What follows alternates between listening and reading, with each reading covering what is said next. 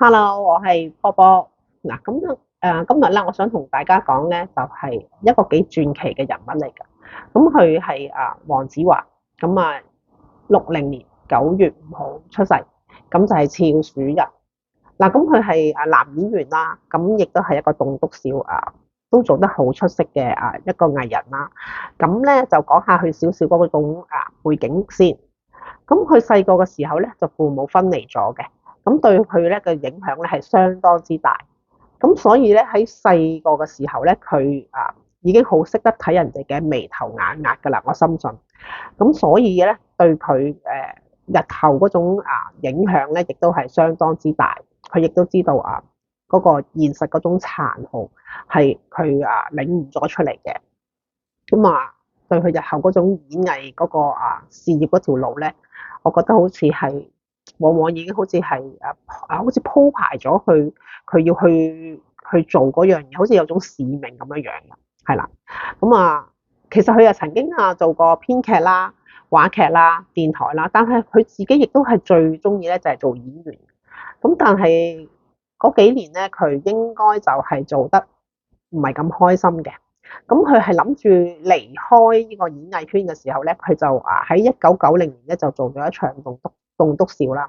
佢係做得非常之出色，繼而咧就係配合天時啦、地利啦、人和啦而爆紅咗嘅。咁跟住咧就正正式式係入咗佢嘅演藝圈啦。電視劇啦，又拍過幾部啦，係啦，男親女愛棟篤神探家人堅等等啦。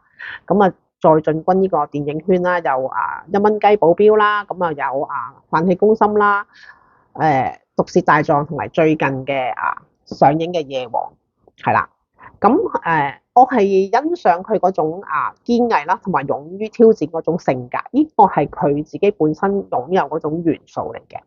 咁好啦，我哋今日咧就會再睇下咧喺2026年啦。佢嗰個占卜局裏邊咧係會出咗啲咩問題啦。好啦，咁咧我哋再睇睇啦，佢嗰個核心嘅信息啦，喺2026年嗰種核心嘅信息咧係能量係平穩嘅，係啦，呢個都相當唔錯，係啦。咁佢謹慎啦，係啦，佢嗰個核心嘅信息係謹慎啦，小心同埋有防守性嘅。其實咧佢應該咧係開始意識到咧有少少問題，其實佢應該係會知道嘅，我覺得係啦。咁子華咧今年咧接洽嘅工作咧，亦都係會謹慎啦，同埋有規律性。咁我頭先所講咧，佢應該知道咧係有少少問題出現咗嘅。咁如果有問題嘅話咧，佢應該係知道點樣做，因為佢會知道個問題開始有出現咗，係啦。咁呢個佢要自己警惕下啦，自己。咁咧今年係不利佢工作嘅生肖係肖馬人，係啦。肖馬人咧就不利佢嘅工作，即係咁講啦，或者如果佢工作上遇到有問題嘅話，咁肖馬人咧就唔係咁利佢啦，或者咁講係啦。即係如果佢有問題嘅話咧，佢就唔需要問肖馬人啦，或者佢可以問肖狗肖兔肖虎都得，係啦咁啦。咁喺工作嘅層面裏面咧，佢就其實咧係唔錯嘅喎，係開心啦。咁佢又有人緣啦，係啊，又有桃花啦，又興奮，咁又有喜慶嘅事情啦，係啦。咁佢喺工作上面咧，佢係因為本身佢已經做嘢都好謹慎㗎啦，係啊，亦都好小心嘅。咁所以咧，佢喺今年嘅工作裏面咧，佢會開心啲啦，個人係啦。再講佢嗰個精神嘅層面啦，係啦，佢嘅精神層面咧，亦都係相當之穩定嘅，係啦。樂觀啦，係啦，對譬如接洽嘅氣氛啦、接洽嘅人佢都係會較為樂觀一啲，係啦，同埋係咁我哋咧再講下佢嗰個精神嘅層面啦。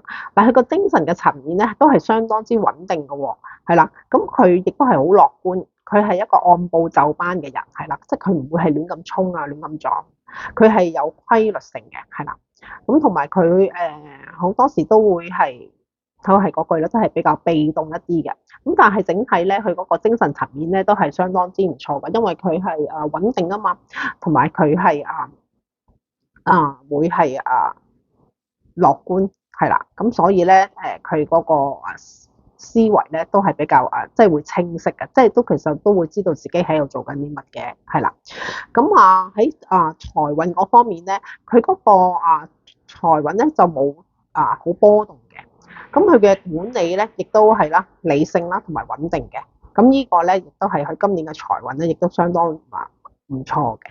嗱咁但係要講講啦，咁佢嗰個健康嗰個問題啦。咁佢今年咧嗰個健康嘅問題咧，佢係會手手腳腳啦，就會比較容易整親啦，係啦，波動性啊嘛。咁要留意下啦。咁嘅肝臟啦，佢留意個肝臟。咁如果佢有做開 body check 嘅咧，咁佢就要繼續去做下 body check 啦。咁如果佢冇做 body check 嘅話咧，咁佢就要今年咧就要去做一做個 body check 啦，睇下去留意翻佢自己嘅肝臟嗰個問題啦。咁好啦，咁我哋今日咧就講到呢度先，咁我哋下一次咧再講下另一個藝人。拜拜。